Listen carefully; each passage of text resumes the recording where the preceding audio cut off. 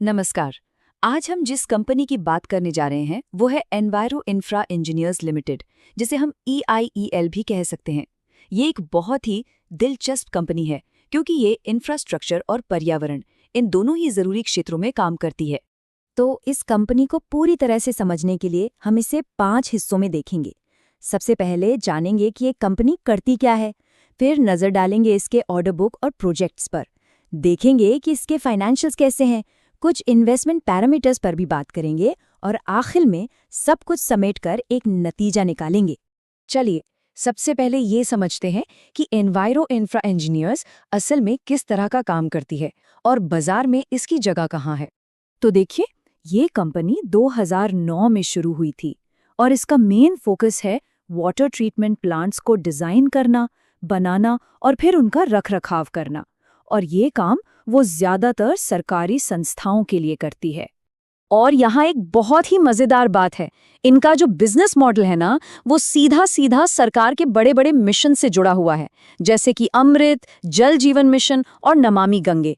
ये काम कैसे करते हैं? तो देखिए, ये EPC यानी इंजीनियरिंग, प्रोक्योरमेंट और कंस्ट्रक्शन कॉन्ट्रैक्ट्स पर काम करते हैं।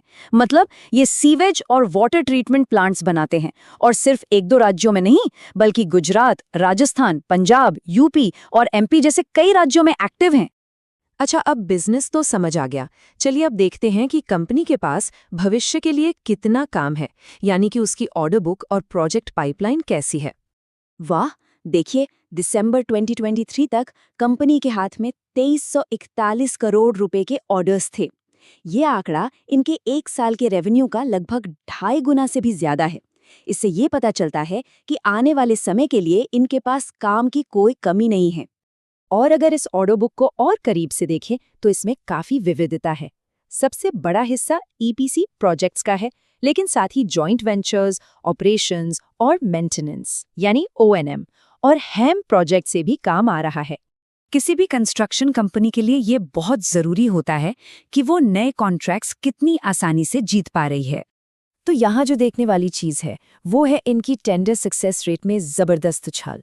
सोचिए, फाइनेंशियल ईयर 22 में ये सिर्फ 17% टेंडर जीत पाते थे। अगले साल ये बढ़कर 41% हुआ और अब 58% पर पहुंच गया है। मतलब 2 साल में इनकी कॉन्ट्रैक्ट जीतने की काबिलियत कितनी ज्यादा बढ़ गई है, ये साफ दिखता है। ठीक है, ऑर्डर बुक तो बहुत मजबूत दिख रही है। अब जरा कंपनी के पैसों और परफॉर्मेंस के आंकड़ों पर भी एक नजर डाल लेते हैं।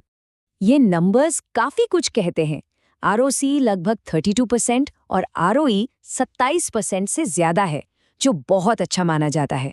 और सेल्स ग्रोथ देखिए, पिछले 3 सालों में 68% की जबरदस्त ग्रोथ रही है। साथ ही कर्ज भी काफी कंट्रोल में है। कंपनी ने हाल ही में IPO से जो 650 करोड़ रुपए जुटाए हैं, उनका इस्तेमाल भी ग्रोथ के लिए ही किया जा रहा है, जैसे कि वर्किंग कैपिटल के लिए, मथुरा के एक बड़े प्रोजेक्ट में निवेश के लिए और कुछ पुराना कर्ज चुकाने के लिए। अब आते हैं उस हिस्से पर जो कई निवेशकों के लिए सबसे अहम होता है। चलिए देखते हैं कि कुछ जरूरी इन्वेस्टमेंट पैरामीटर्स पर यह कंपनी कैसी दिखती है। सबसे पहला और बड़ा सवाल, क्या कंपनी का मौजूदा शेयर प्राइस उसकी असली कीमत यानी इंट्रिंसिक वैल्यू से कम है? स्रोत डेटा के हिसाब से देखें तो इसका करंट प्राइस 212 रुपए के आसपास है, जबकि इसकी इंट्रिंसिक वैल्यू 575 रुपए आकी गई है। मतलब दोनों में काफी अंतर है। अगला पैरामीटर है PEG रेशियो। ये रेशियो हमें बताता है कि कंपनी की ग्रोथ के हिसाब से उसका PV महंगा है या सस्ता। और यहाँ PEG रेशियो सिर्फ 0.24 है। आमतौर पर 1 से कम का PEG रेशियो बहुत अच्छा माना जाता है, जो ये इशारा करता है कि ग्रोथ के मुकाबले वैल्यूएशन शायद ठीक है। और अगर इसके PE रेशियो को इंडस्ट्री के औसत से मिलाएं तो ये लगभग बराबर ही है। कंपनी का PE 17.6 है और इंडस्ट्री का 17.4, तो वैल्यूएशन के लिहाज से ये अपने साथियों के साथ ही खड़ी है। चलिए अब 2 और बहुत ज़रूरी चीज़ें देखते हैं। कंपनी पर कर्ज कितना है और प्रमोटर्स का अपनी कंपनी पर भरोसा कितना है। और आखिरी में ये 3 बातें देखिए। कर्ज इक्विटी के मुकाबले सिर्फ 0.26 है, जो कि बहुत अच्छा माना जाता है। प्रमोटर्स की होल्डिंग यानी कंपनी के मालिकों की हिस्सेदारी 70% से भी ज्यादा है। और सबसे बड़ी बात, एक भी शेयर गिरवी नहीं रखा हुआ है।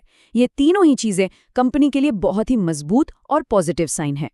तो चलिए, अब तक हमने जो कुछ भी देखा है उसे एक साथ समेटते हैं और देखते हैं कि इस पूरे विश्लेषण का निचोड़ क्या निकलता है। संक्षेप में कहें तो हमारे सामने एक ऐसी कंपनी है जिसकी ऑर्डर बुक बहुत मजबूत है, टेंडर जीतने की क्षमता लगातार बढ़ रही है, सेल्स ग्रोथ और प्रॉफिटेबिलिटी जबरदस्त है। इसके अलावा कर्ज कम है, पीजी रेशियो आकर्षक है, प्रोमोटर्स की होल्डिंग ज्यादा है और कोई भी शेयर गिरवी नहीं है। यहाँ एक बात याद रखना बहुत जरूरी है कि ये सारी जानकारी सिर्फ शैक्षिक उद्देश्यों के लिए है।